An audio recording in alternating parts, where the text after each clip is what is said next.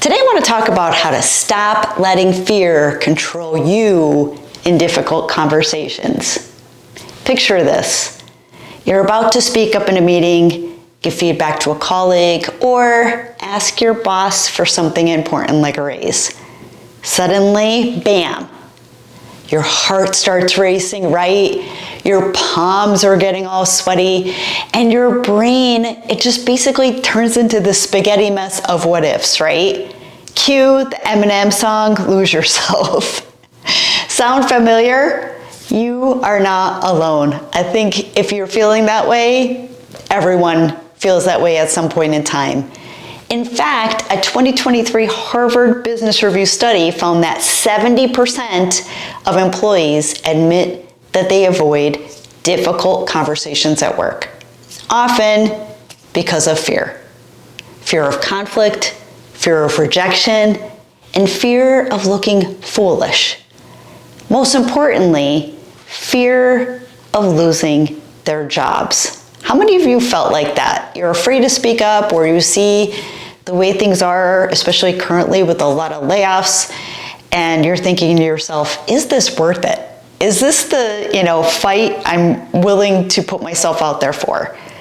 So the longer we avoid these difficult conversations, though, the bigger the problem grows, right? So it's almost like that elephant on our back that we're carrying around, which is not good either. So fear isn't the enemy, but silence is. A little fear is normal. It's your brain way of saying or signaling that something important is on the line. But when fear keeps you silent, you give away your power. Silence is good for a lot of things, but not here, not when you really need to speak your truth or you need to have a difficult conversation. You need to speak up, but your brain tells you, don't do it. It gives you all of those whispering words of why it's a bad idea. Research from VitalSmarts, the team behind Crucial Conversations, shows that companies where employees don't speak up, they lose an average of around $7,500 in productivity per conversation avoided. That could add up, right? Multiply that across the team, and you see how silence costs both confidence and the bottom line, or cash, right? So why do we freeze up in the first place? I think about this all the time. I'm like, why does this even happen? This is so dumb, right? Fear in conversations often comes from three big sources. First, fear of backlash. What if they get mad? What if I lose my job? Second is fear of failure. What if I say it wrong? What if I don't communicate clearly? And third, fear of rejection. What if this totally destroys or ruins this relationship? But studies show that our fears are often exaggerated. In fact, 85% of people report that once they finally have the difficult conversation, it goes better than expected. And that came from a survey done in 2022 by Workplace Trend Survey. So maybe it's time to look at things a little differently, right? How do you stop fear from hijacking your voice? Here are 4 quick shifts to hopefully accomplish that. First is breathe before you speak. I think we should be breathing or making an opportunity to take a second and breathe, because our bodies and our brains are just going too fast, right? So a deep inhale, it actually calms your nervous system and it slows that racing heart so your brain can actually focus. A second shift could be lead with clarity. So instead of tiptoeing around the subject, state your purpose simply.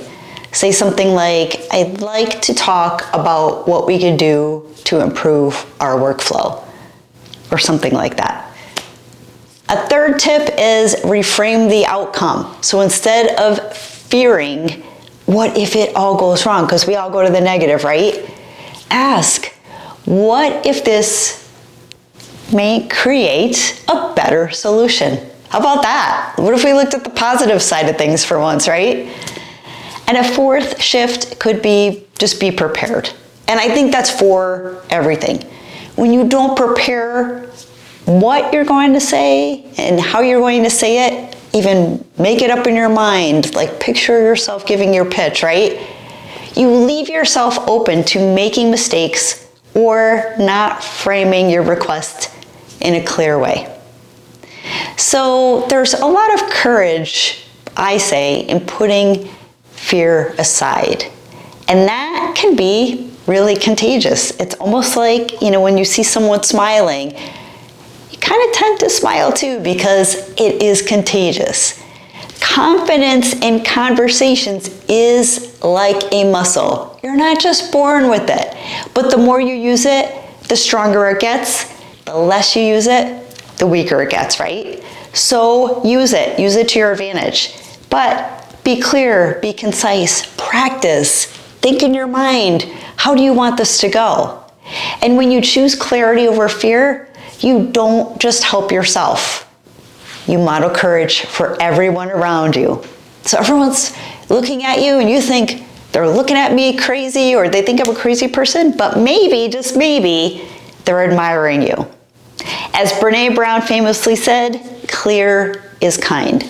When you face a difficult conversation with honesty and heart, you create trust, respect, and stronger relationships at work and really anywhere. You can use these skills anywhere.